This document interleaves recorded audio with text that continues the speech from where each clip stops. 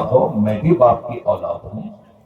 یہ اور بات ہے کہ اگر تم کو 2 بیگھہ زمین ملے گی تو مجھ کو 1 بیگھہ زمین ملے گی. اس لیے ملے گی کہ عورت کو زمین باپ کی طرف سے بھی ملنے والی ہے, شوہر کی پراپرٹی میں بھی زمین ملنے والی ہے. جو بھی پراپرٹی چھوڑے گا, بیٹا اگر مر گیا تو بیٹے کی پراپرٹی میں بھی عورت کو حصہ ملنے والا ہے. تو عورت کو 3 جگہوں سے حصہ ملتا ہے. اگر بیٹا مر گیا تو بیٹے کی پراپرٹی میں حصہ ملے گا ماں کو, شوہر مر گیا تو شوہر کی پراپرٹی میں حصہ ملے گا عورت کو, اور باپ مر گیا تو باپ کی پراپرٹی میں حصہ ملے گا. مگر ایک لڑکا صرف باپ سے ہی پا سکتا ہے, وہ سسر کی پراپرٹی میں اس کو کوئی حق نہیں ہے. ساس مر جائے اس کی پراپرٹی میں داماد کا کوئی حق نہیں ہے, چاہے سسر اس کا کھرپتی کیوں نہ ہو. بیٹی کا حق ہے, داماد کو کوئی حق نہیں. تو عورت کو چونکہ 3 جگہوں سے ملنے والا, اس لیے اس کو سنگل. لڑکے کو چونکہ کہیں سے نہیں ملنے والا, اس لیے اس کو ڈبل ہے. لڑکے کو ڈبل, عورت کو سنگل. تو تم یہ مت چھوڑ دینا اپنا حصہ, شریعت نے یہ تیرا حصہ مقرر کیا ہے, تم مطالبہ کرنا. اور یہ مت کہنا کہ جو عورت اپنے بھائی سے زمین لے لیا وہ عورت کنگال ہو گئی. جھوٹ بات ہے. یہ سماج میں لوگوں نے جھوٹ پھیلایا ہے, اپنے باپ کی پراپرٹی کو غصب کرنے, لوٹنے کے لیے ایک گندی بات سماج میں پھیلا دی ہے کہ جو بہن اپنے بھائی کا سے حصہ نہیں لیا, وہ حصہ لے لیا, وہ کنگال ہو گئی. بھائی اس کا منہ موڑ لیا, اب وہ سب اپنے میکے جانے کے لائق نہیں رہی. کیا مطلب؟ وہ اپنا حق اگر لے لیا تو تم اس کو مہمان نوازی نہیں کرو گے. تم اس کے دروازہ تم نے بند کر دیا, اپنا حق لے لیا, اب جاؤ. آدمیت کہاں گئی, انسانیت کہاں گئی؟ یہاں تو اجنبی آدمی بھی کسی کے گھر میں مہمان ہو جائے تو بھی مہمان نوازی کرنا چاہیے. وہ تو تمہاری بہن ہے, وہ تو تمہارا خون ہے, بلڈ ہے. اپنا حق وہ لے لیا ہے تو تمہیں دروازے کیسے بند کر دیے؟ جہالت. جیسے آپ سنتے ہیں کہ یہ اگر کھل گیا تو وضو ٹوٹ جائے گا, یہ جہالت. آپ سنتے ہیں کہ جو شوہر کا نام لے لے اس عورت کا نکاح ٹوٹ گیا, جہالت. بیکار کی بات ہے. ایک عورت اپنے شوہر کا نام 50 بار لے, نکاح کا کوئی نکاح نہیں ٹوٹے گا, نکاح پہ کوئی فرق نہیں پڑے گا. ہاں البتہ ڈسپلین یہ ہے کہ شوہر کا نام نہ لیا جائے. ادب ہے, جیسے ادب کے خلاف, جیسے باپ کا نام اگر بیٹا لے لیا تو اگر کسی سے پوچھا تمہارے باپ کا نام کیا ہے, کہہ دیا انہوں نے میرے باپ کا نام. لیکن اگر باپ کا نام لے کے پکارے گا کہ اے احمد یہاں ادھر آئیے, یہ بے ادبی ہے, یہ بدتمیزی ہے. باپ کا نام ہے. اسی طرح عورت اگر اپنے ان سے کسی نے پوچھا کہ تمہارے شوہر کا کیا نام ہے, یہ بول دے کہ میرے شوہر کا نام عبدالحمید ہے, میرے شوہر کا نام احمد ہے, میرے شوہر کا نام ذاکر ہے. تو وہ 1,00,000 بار بولے میرے شوہر کا نام ذاکر ہے تو کوئی نکاح نہیں ٹوٹے گا اس کا. لیکن ڈسپلین یہی ہے کہ شوہر کا نام لے کے پکارے نہیں اس کو, اے ذاکر ادھر آؤ, اے احمد ادھر آؤ. جیسے بڑے بڑے شہروں میں اونچے پڑھے لکھے دنیاوی پڑھے لکھے حلقوں میں شوہر کا نام لیا جاتا ہے, یہ ڈسپلین ادب کے خلاف ہے, مگر نکاح نہیں ٹوٹے گا. اسی طریقے سے یہ غلط فہمی ہے کہ جو عورت اپنے باپ کی پراپرٹی میں سے حصہ لے لیتی ہے وہ کنگال ہو جاتی ہے, غریب ہو جاتی ہے. یہ بھی ایک غلط بات, ایک غلط ریور ہے جو سماج میں پھیلا دیا گیا ہے. اپنا حق لینے سے بندہ غریب نہیں ہوتا ہے. جو بہن کا حق دبا کے کھائے حرام ہے, اس پیسے سے جو حج کو جائے نہیں قبول ہوگا.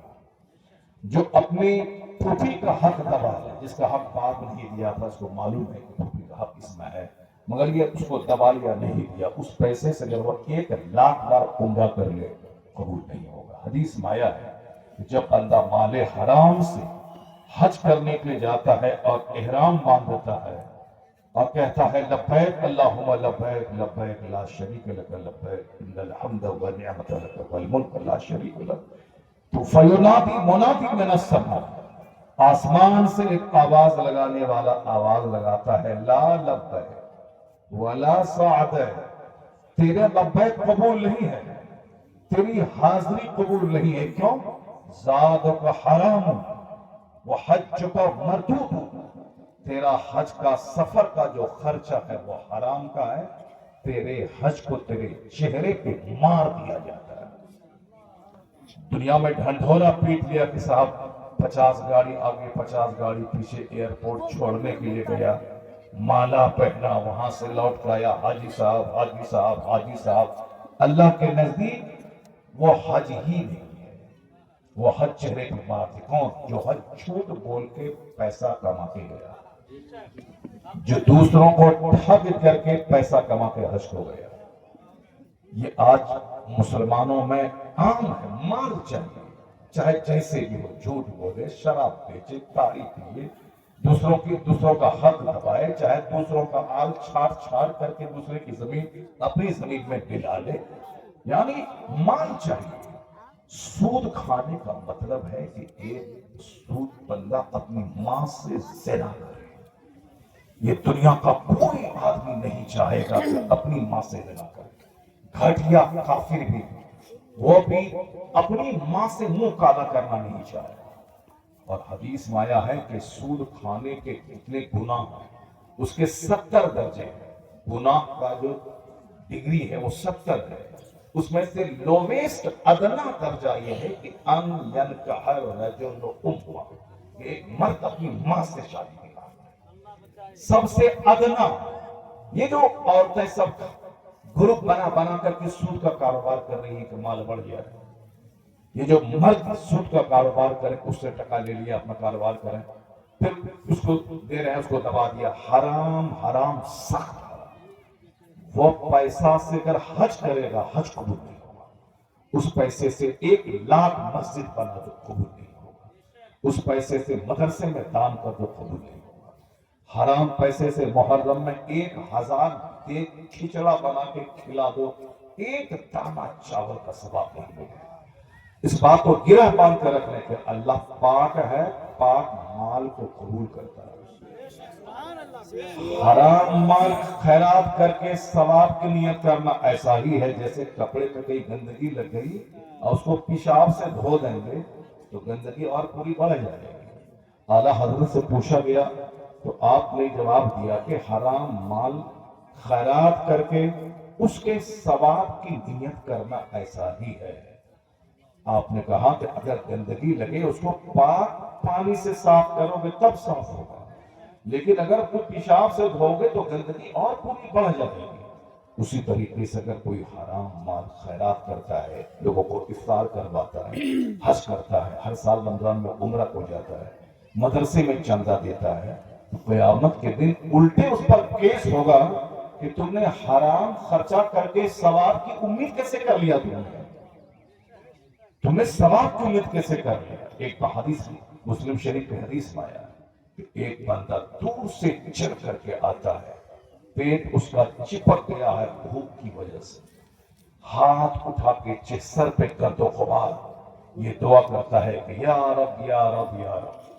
دیکھنے والا یہ کہتا ہے یہ جو دعا کرے گا دعا قبول ہو جائے گی، کیونکہ اس حالت میں یہ ہے، سر پہ مٹی، پیٹ میں بھوک، آنکھیں اس کی دھسی ہوئی اور دور دراز سے چل کے آیا ہے۔ اس حالت میں کسی سے کوئی مانگے گا تو بندہ دے دے گا، اور یہ اللہ سے مانگ رہا ہے، ضرور اس کی دعا قبول ہو جائے گی۔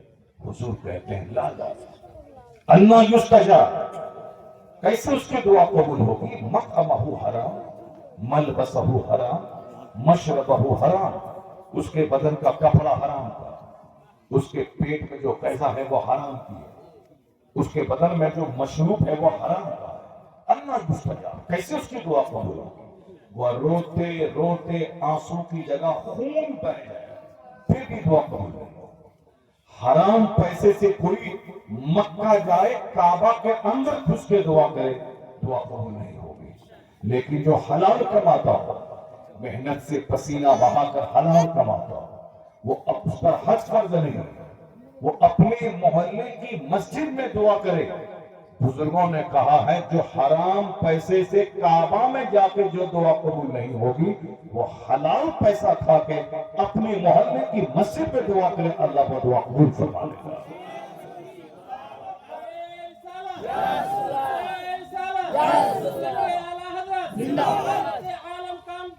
ایک قوم مسلم، تمہاری عزت جو دنیا میں ہے وہ مال سے نہیں ہے، تمہاری عزت جو پوری دنیا میں ہے وہ تمہارے مکان سے نہیں ہے۔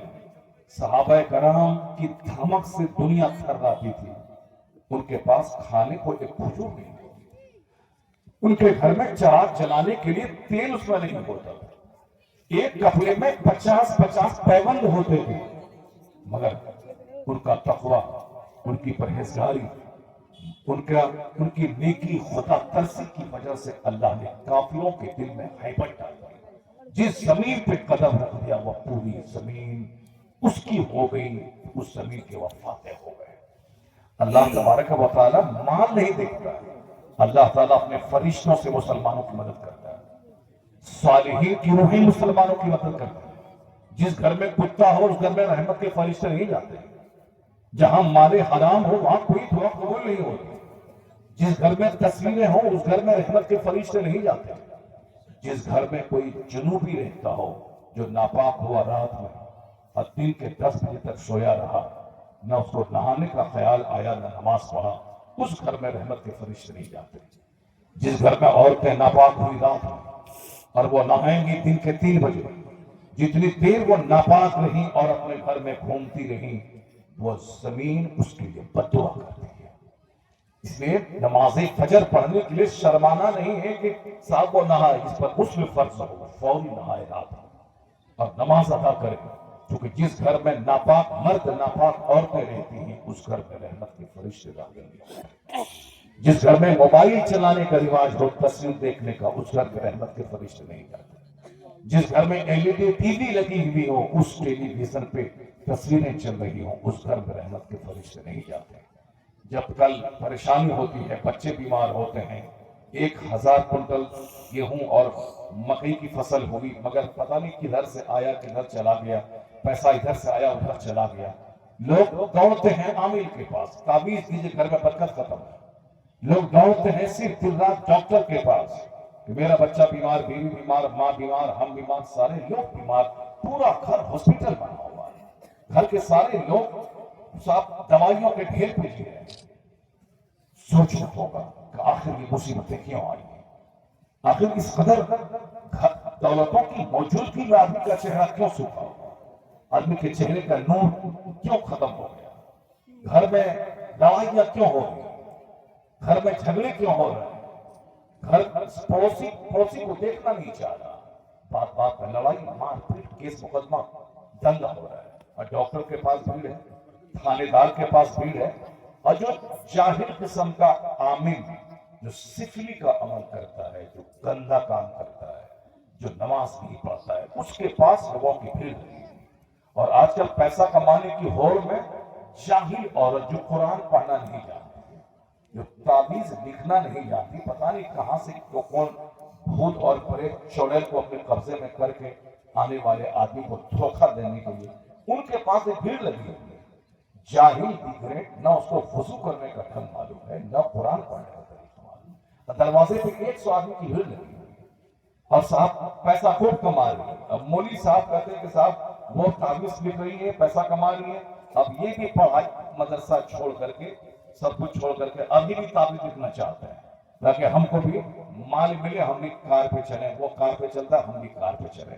اب مدرسے میں کوئی پڑھانے والا نہیں، آیا ہے کتاب میں جو قرآن کا علم جس کو دیا گیا، اگر وہ یہ سمجھ لے کہ مجھ سے زیادہ خوش نصیب و پیسہ والا ہے تو آیا ہے کہ اس نے علم دین کی توہین کر دی، اس نے قرآن پاک کی تعلیم کا اپمان کر دیا، جبکہ دنیا میں 1000 ایکڑ زمین کوئی خریدے اور حافظ قرآن عالم دین جو قرآن پڑھتا ہے اس پر عمل کرتا ہے، یہ کرائے کے گھر میں رہے، ٹوٹی چپل پہنے، اور دوسرا آدمی 1000 ایکڑ زمین خرید رہا، 1000 کروڑ کے مکان میں رہتا ہے، مگر یہ کرائے کے گھر میں رہنے والا عالم حافظ اس ارب پتی سے کروڑوں گنا بہتر ہے، کیونکہ اس کی زیارت کے لیے آسمان سے فرشتہ نازل ہوتا ہے۔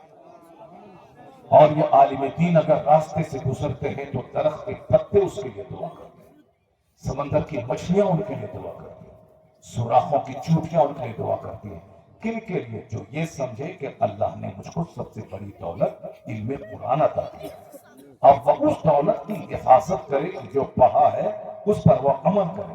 اگر اس نے یہ سمجھ لیا کہ وہ نیتا جی میرے سے زیادہ دھنوان ہے، وہ صاحب سود خور میرے سے زیادہ خوش نصیب ہے، ان کے پاس کروڑوں روپے ہے، اس مردود نے علم قرآن کی توہین کر دی، اس کو وہ عزت نہیں ملے گی۔ نہیں دیکھا تم نے کہ تمہارا بیٹا کلکتہ میں انجینئر بن رہا، تمہارا ایک بیٹا امریکہ میں بیرسٹر بن رہا، آپ کا ایک بیٹا بمبئی میں ڈاکٹر بن رہا، وہ تینوں بیٹا آ گیا عید میں، ڈاکٹر صاحب، بیرسٹر صاحب، انجینئر صاحب، امریکہ میں، بمبئی میں، کلکتہ میں پڑھتے ہیں، اور آپ کے پاس ہے 1000 بیگھہ زمین، آپ کے تینوں بیٹے بیرسٹر بن رہے ہیں، انجینئر ڈاکٹر بن رہے ہیں۔